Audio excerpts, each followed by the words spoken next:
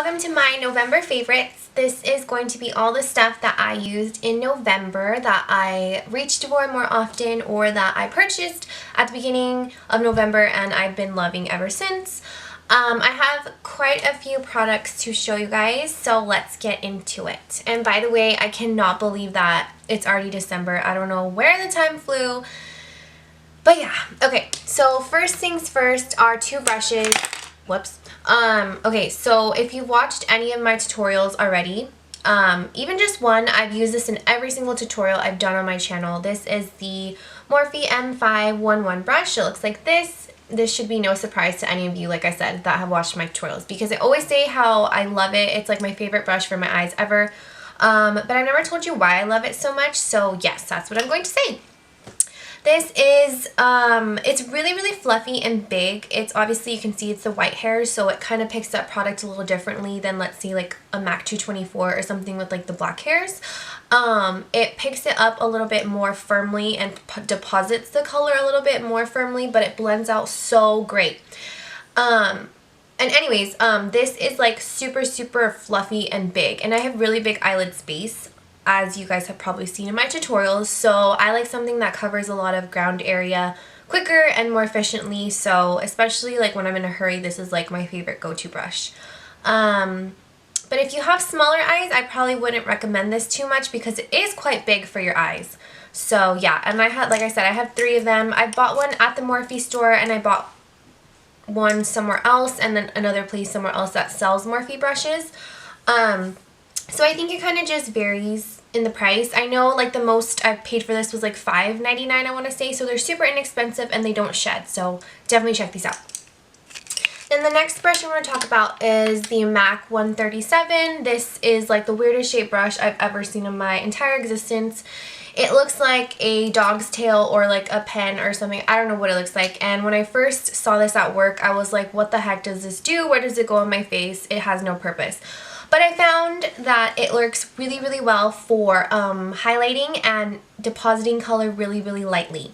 I love this for like using my Becca highlight powders, something that has like a bit more like creaminess to it. It works really, really well.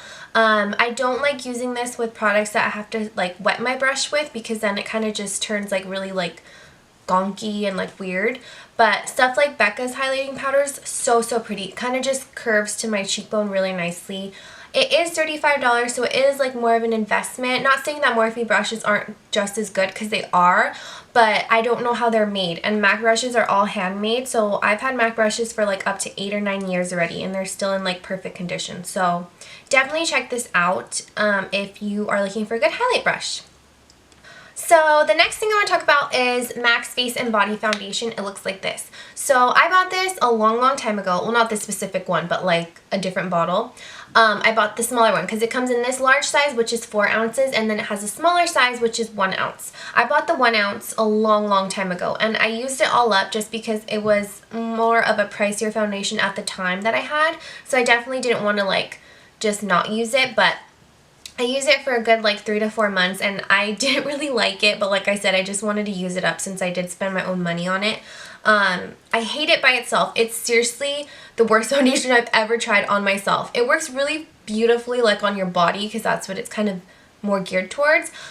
It photographs really well, but it honestly has like no coverage to it whatsoever. It's really sheer, and it leaves your skin feeling tacky and sticky and really gross. So that's the reason why I hate this foundation, but the reason why I love it is mixing it with other foundations. So obviously during the winter time, my skin gets super dry and really like just tight, and it doesn't feel good if I don't moisturize like extremely heavily. So when I'm like waking up in the morning and I wash my face and I put on moisturizer, I obviously don't want to put something that like is super heavy and mattifying on my face, which a lot of my foundations are. They're more full coverage, and those tend to be more mattifying on that side of the spectrum.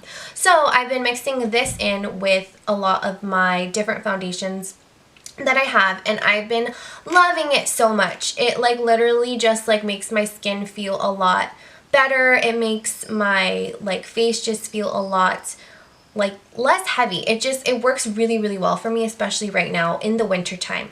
And it gives like a beautiful satin finish. So the one that I've been loving actually to mix it with is this L'Oreal True Match right here. It's like a $5 or $6 foundation, and it's way too light for me. This is a little bit too dark for me, so together they make my perfect shade. I'm wearing it on my face right now. It gives just a really luminous glow.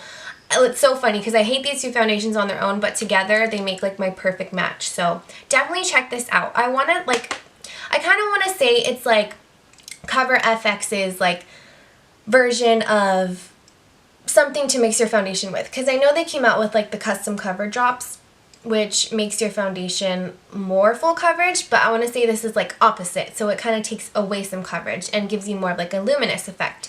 So I've been loving this. Okay, so then the next thing I want to talk about is this lip combo that I'm wearing today. I've worn this almost every single time I've done my makeup. It's super, super, super pretty in person. And on Snapchat and like different photos that I post, people always ask me like, what lips are you wearing? Blah, blah, blah, blah.